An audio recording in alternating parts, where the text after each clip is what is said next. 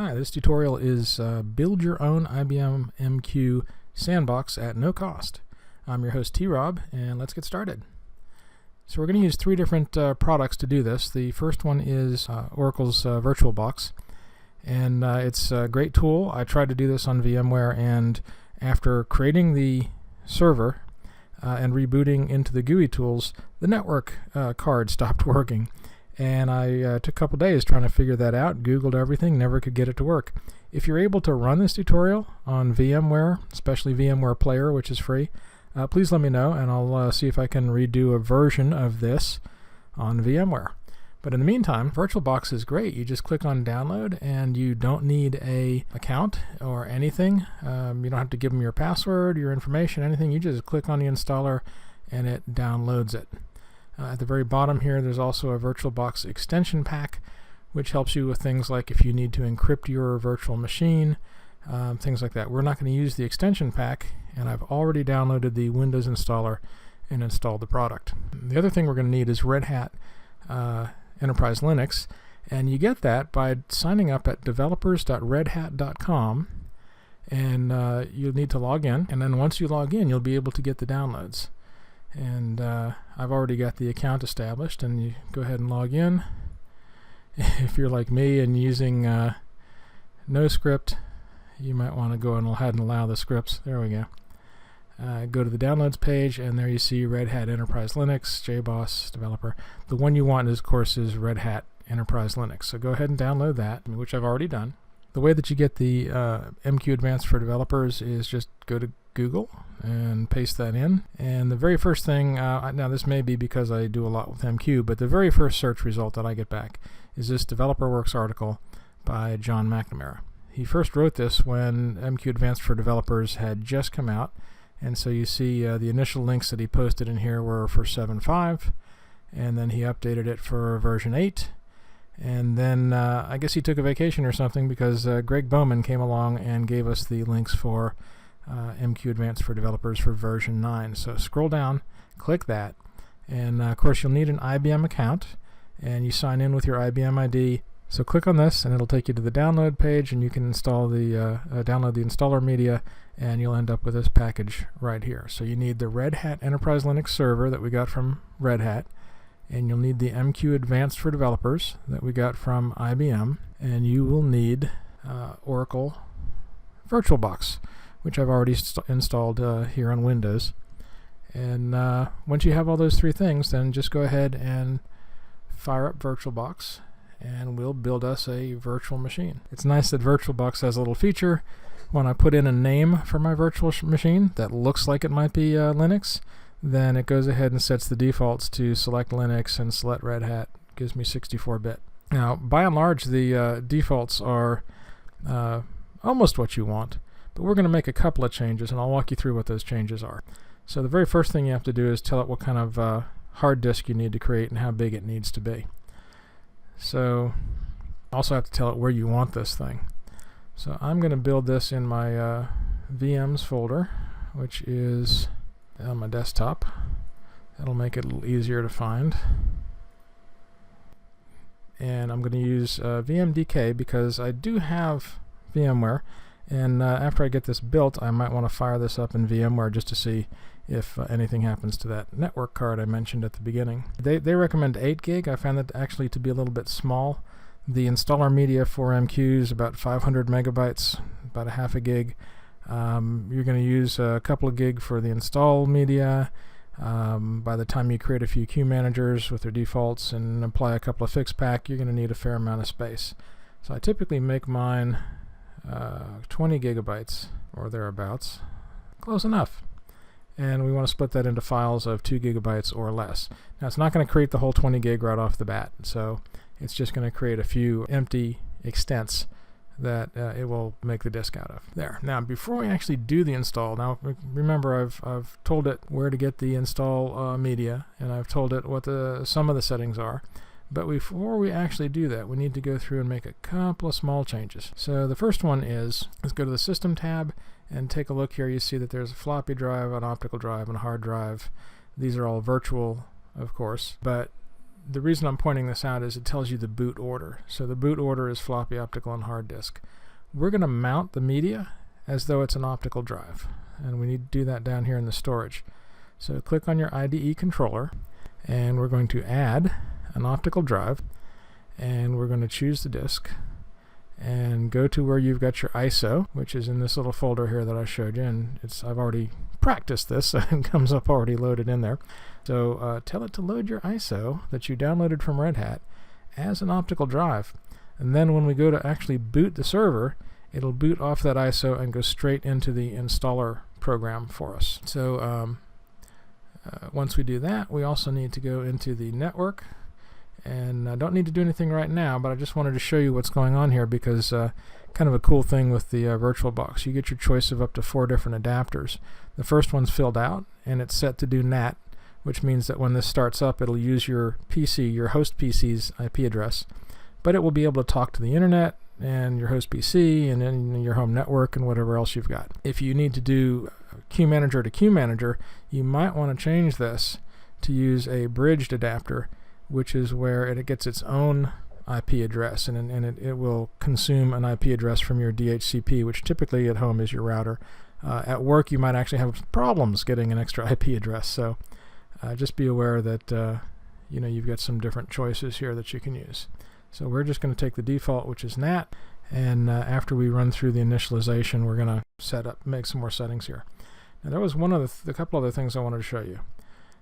On the General tab, you've got Shared Clipboard and Drag and Drop, which is if I cut something in the host, can I paste it in the guest, or vice versa? Can I drag and drop between the two things? Those are really convenient, but it won't do any good to enable them here because we still have to install the guest tools after we create the image before these will actually be recognized. So it doesn't do any good to turn them on here. A lot of people see these things, or at least from what I understand from reading about this in the last few days, a lot of people see this, turn them on, and then wonder why it doesn't work. Same thing here under shared folders. You can specify where you want those to be, but until you install the tools, not going to make any difference. So we're just going to leave them blank here for the time being. So once we've done all that, then we can go and actually start. Right now you see we're powered off. These are all the settings that we just checked. And then once we hit start, then the actual installer media will fire up in the other window. There we go. So there's a couple of different choices here, and if you use your arrow keys, I've already checked there's an option here to test the media before installing. I've already ran through this a couple of times in practice, so I'm just going to pick install.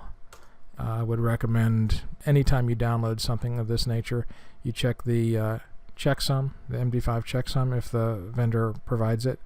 If they don't, then this type of check is helpful as well.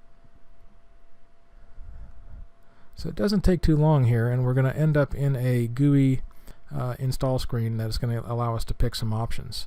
So right off the bat, now this is not the VirtualBox from Oracle. This is actually the Red Hat installer that we're working with now, and it knows the type of hardware that you've got. So on my system, it's United States English. So I click continue, and now we get a screen that has a bunch of other settings, most of which we're going to take the defaults. And so, for example, it knows the installation source because we mapped that drive. We do need to go into this disk screen. There's absolutely nothing that we need to do if we're going to take the defaults here. So I'm going to leave all the defaults here. We just have to go in and look at it and click done, and then the installer is happy with what we've done. The other thing we want to do is go into software selection because minimal install, this is Red Hat Enterprise Server, so minimal install is there's no GUI. You have to come down here and select server with GUI if you want those packages to be installed, if you actually want to have that nice GNOME desktop. Now on the other side here, there's some add-ons. We're not going to select very many of these at all because it's things like, do you want to make this a NAS server? Do you want to turn it into a DNS server? Play around with those if you like, but for doing an MQ platform, Sandbox, we might need the Java platform. If you want to do a JDK, if you actually need to develop stuff in Java, you need to compile Java classes, you might want to use this.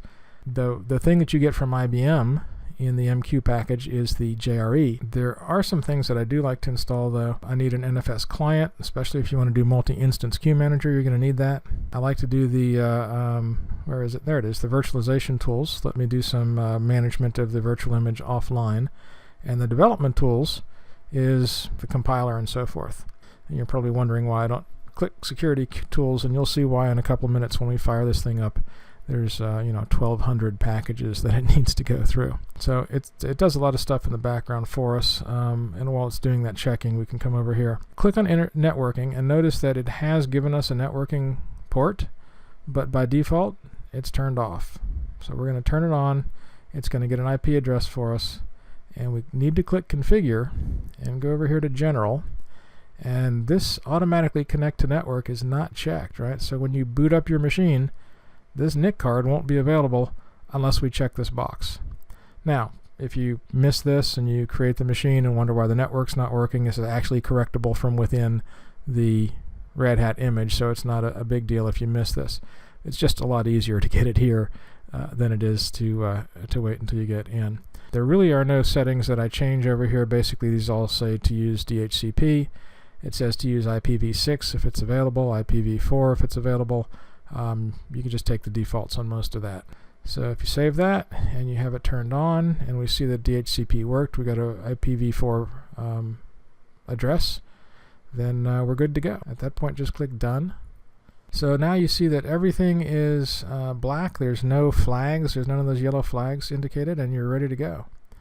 So go ahead and this is interesting. See how my cursor is there's one cursor up in the middle, and then as I bring it down, it just stops moving down, and the cursor goes off the edge. There's a funky thing that when we do the install and install the guest tools, this will get worked out.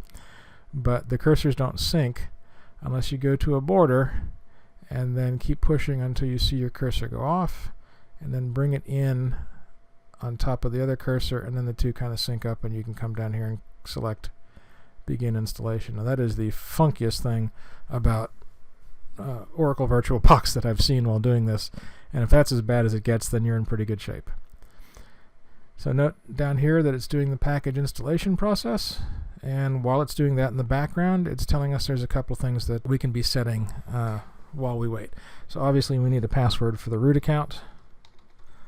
I'm going to use password as always for things that I do for educational purposes. So if you go to a conference session and I have a VM, password is password.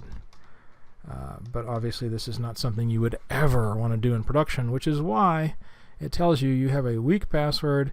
You will have to press done twice to confirm it. There's our one press, there's our second press. Now it says root password is set. There's no user creation. Now if you let the MQ installer create the MQM user, IBM doesn't know where your home space is. Sometimes it's in /home, sometimes it's in a mount point /NFS. So what they do is they just assume the one place that they always know is going to be there, var MQM. And the first time that you sign on as MQM, what happens? var MQM gets polluted with all those, it gets a .ssh directory, it gets a .profile file, it gets, maybe a .bash RC. So all this stuff sort of, gets populated or polluted into the var MQM directory, which in itself isn't too bad until the day comes when you have to reinstall MQ and you delete that directory, and then all of a sudden all of those assets that you've collected in MQ's home space just suddenly disappear. So I always go ahead of time and create the MQM account in the setup screen.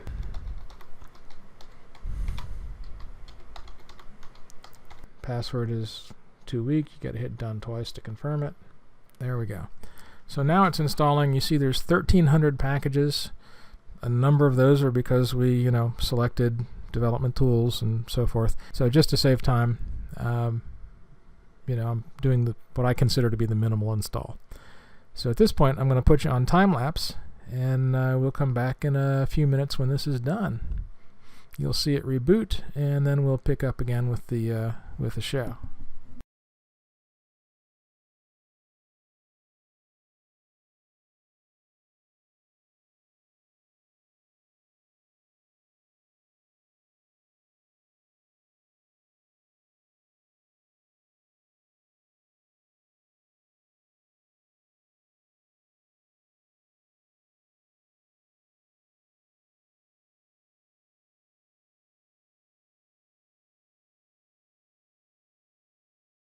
Okay, so we've finished the setup and the reboot, and now before we do anything else, finish the configuration, we need to go into the license.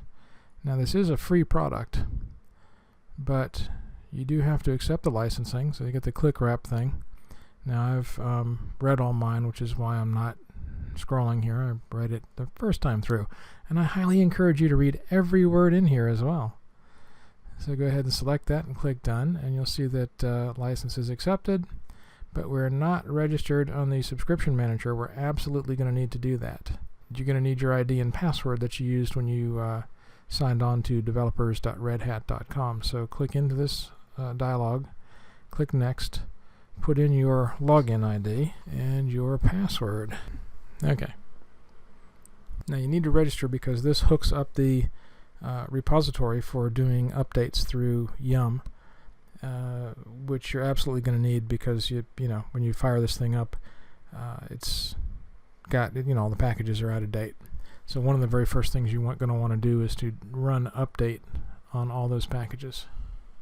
Partly this is because you want to start with a nice clean image, but partly it's because you really want to be practicing this on something that is similar to what you would use in a real environment. And hopefully in a real environment, your Linux server images actually have the security updates applied on a timely basis.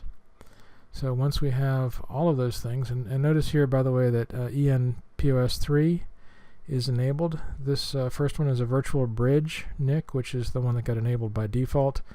ENPOS3 is kind of a new naming. They used to call it ETH0, ETH0, and the naming now selects a name that looks a little bit like this.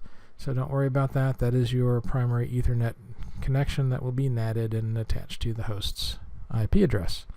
So once you got all that, click Finish, and we're not going to have to wait an eternity this time. It's just going to go ahead and boot, and boom, there we are. Now, the thing that I didn't mention, let me actually back out of here for a second. The thing I didn't mention when I created the MQM account is that when you create it through the installer, it's creating a non-privileged account, which for this version of Red Hat Linux means it has a UID that is greater than 999. So everything at 999 or below, that has a user ID of 999 or below, is a system privileged account. And the main primary difference that you need to be worried about is you can have a policy that those things ignore all password policies, right? So the password never expires. This being a user account is subject to all the password policy type stuff.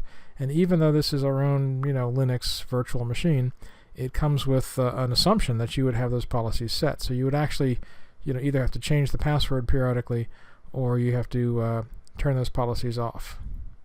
So we want to sign on as root for the first time out, because we need to do some updates, and of course you're going to need to be root when you install MQ. Now when it boots up, it's going to give us a couple of introductory dialog panels, setup panels. So every user ID that you boot into for the first time, you're going to see this, and it's asking you what language you want to use and the keyboard that you want to use. If you're going to actually use this thing as your desktop, these Google OwnCloud or Windows Live accounts can be very helpful. OwnCloud is a deal where you can have a hosting service that you completely control, where you have all your files in the cloud, which is pretty darn cool because nobody can tell you what they're going to do with them. You can encrypt them and control all the access to them and so on. So it's actually a pretty cool service. I encourage you to check it out if you don't know already what it is. So once you go through those setup things, click Start, and you're also going to be presented with a bunch of tutorials that you can pick. So if you have time and want to go through these, go ahead. We're going to click past those really quick. Now, I told you about this goofy little cursor thing where the cursors are not in sync. So the very first thing we're going to do is try and fix that. Come in here to Devices, Insert Guest Additions, and this is going to ask us, hey, do you want to run the software that you just attached? Yes, by gosh, we do, because it's going to fix this annoying mouse problem. Press Return, and this will become permanent until you eject it. So Go ahead and click eject, it'll go away. And our mouse problem should be mostly fixed, but this is a good time to come in here and do the shared clipboard both ways. You can pick one way or just the other way if you want to. Drag and drop both ways. And if you want to map a shared folder, then come in here and do new folder.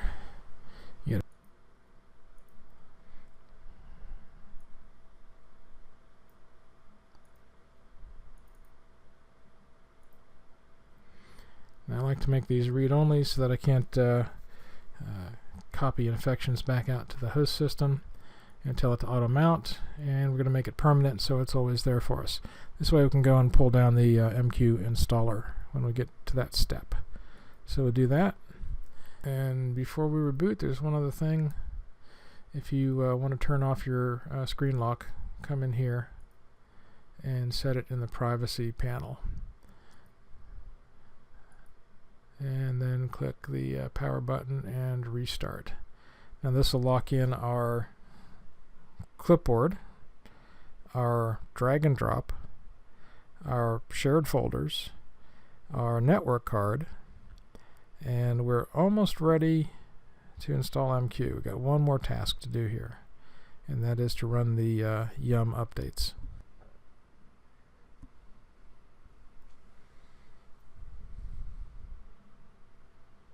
There we go, and look, our mouse is perfectly synchronized now. It likes all of our borders, and it's automatically captured when we click inside the space there. Isn't that great? Life is much easier with that working. I wish it would work during the setup, but hopefully you're not going to have to do that setup too many times.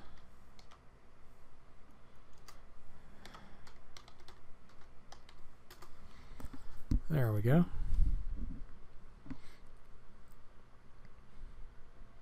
Now, as soon as this starts up, we're going to, there is our shared drive, shared folder. And before we actually do anything with that, though, we want to come into Applications, System Tools, and then Software Update.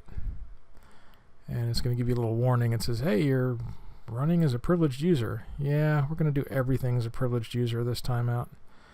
They would prefer that you did a sudo or an su to run this stuff, which ordinarily you would, but everything that we need to do right now needs to happen as a privileged user. So just sign on as root, click past the warning, and then hopefully it'll take an inventory here pretty quick and we can get started with the changes. There we go. So there are 620 updates, and while that's running, I'm going to go ahead and put you on time lapse. Going to let it run, going to reboot it, and then you can rejoin me here in a couple minutes. To me it'll be many minutes. To you it'll seem like nothing.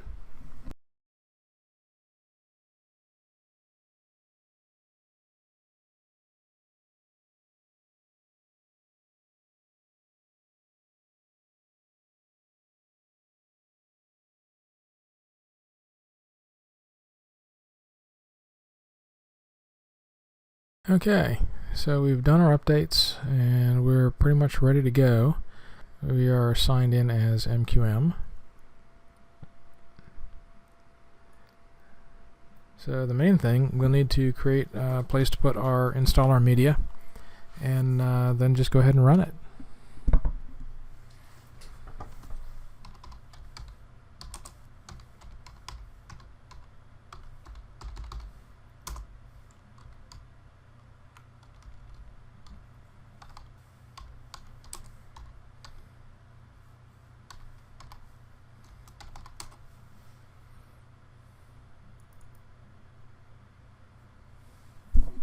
So one of the things that you can do if you don't quite know where the mount points are, just open up the browser, open that up in a terminal, do a pwd, and you can see in VirtualBox this opens up to media and then sf_archives.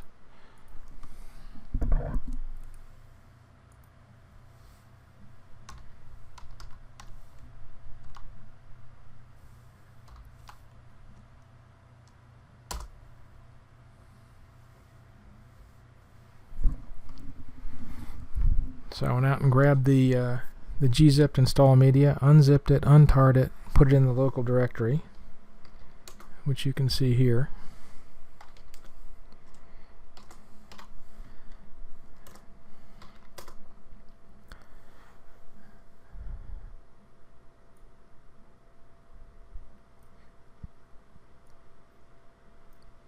So as you can see, we've got all of the RPM packages. We've got the mqlicense.sh, which is the first thing you really need to do.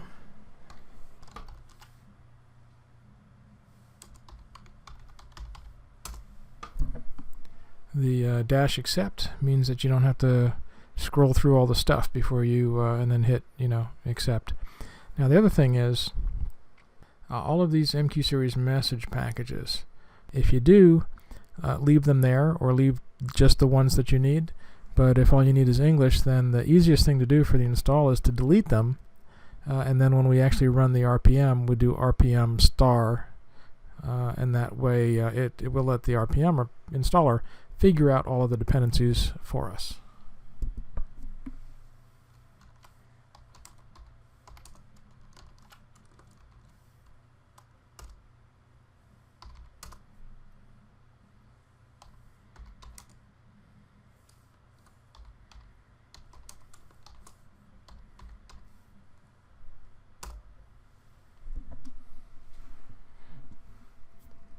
So this way we're going to get AMS, the client, MQ Explorer, the FT file transfer agent, base logger, the service, the tools, GSKit, the Java runtime environment, the man pages, the MQ series runtime samples, software development kit, server, and the XR service, that's extended reach or MQTT, will be installed also. And you'll see here that it's telling us that the system settings don't meet recommendations for this product. So we're going to run mqconfig here in a few minutes as mqm and see what those kernel parm settings needs to be. MQ Explorer is the biggest one of these in terms of the install time. So once this finishes up, then it's just going to blow through the remainder.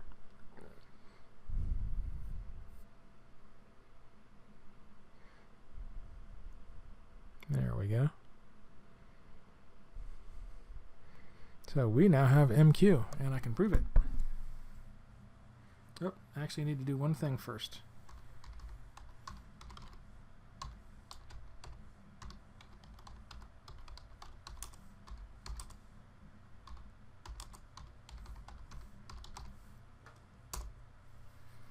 Okay, once we set the primary installation, then MQ knows where all of the executables are, so then we can do things like DSP, MQver, and get an actual result. So there we go. We've got version 9.0.0.0, and if we become MQM, we can create a queue manager.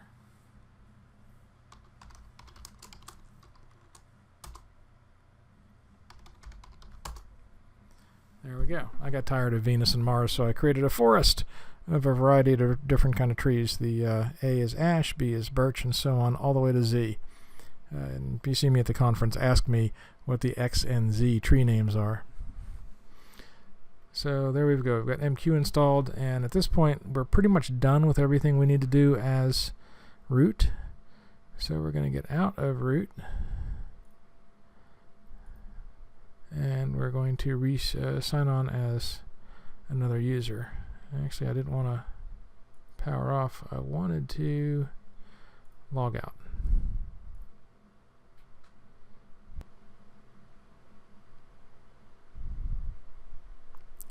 So there we go. Sign on as MQM.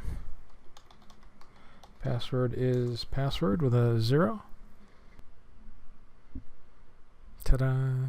Now, I mentioned earlier that every time you sign on with a brand new user ID, you get these introductory sign in or setup screens. There we go. And we won't see those again. Now, here's something cool. We can come in here to programming, and you'll see there's IBM MQ Explorer. We can fire that puppy up, and while we're waiting for that to come up, we're going to need a terminal here in a minute, so let's just go ahead and open it.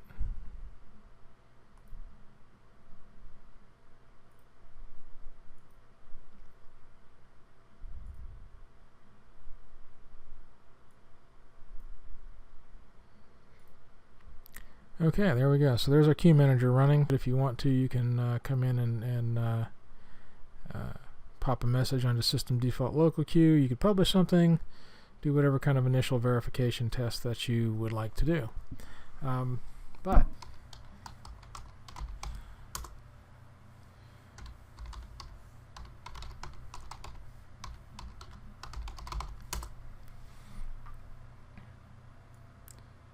so you see we actually have a few things that we need to set up here for kernel parms. Most of these aren't going to hurt you for a testing lab, but let's go ahead and take a look at how to set them up anyway. First we need to be root because we're going to be editing some system files like etc syscontrol.conf, and in a default installation there's nothing there.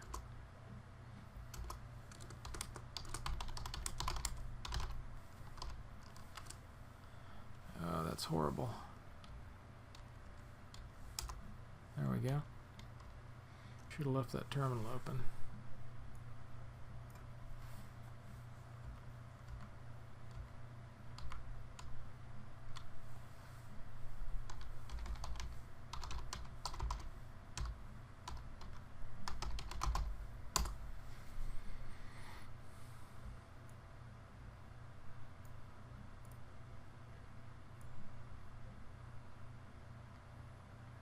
Okay, so we got fs file max.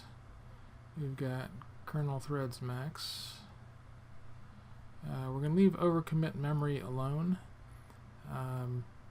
If you figure out why IBM recommends this to be 2, let me know in the comments. We also need, let's see, file max, pid max, threads max. So we're good here. We also need to do limits conf.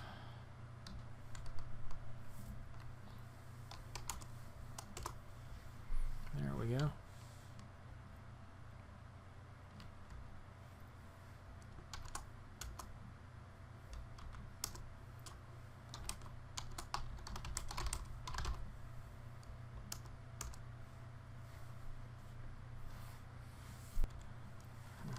Into a document so I can just paste them in. So that's number of files. We also need to do the same thing for number of procs. Those need to be greater than 4096.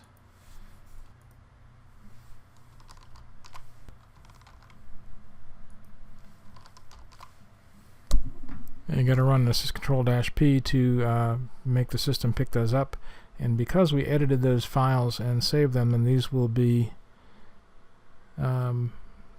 become permanent.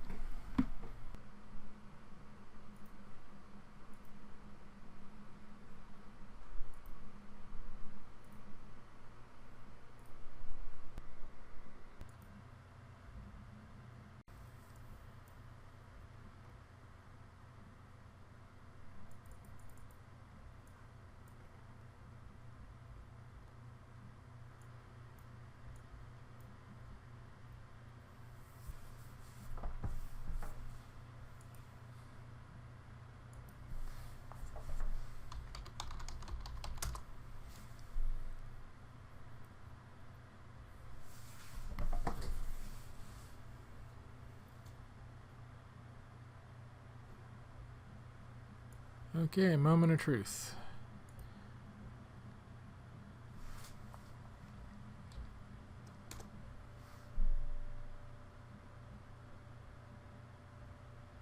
There we go.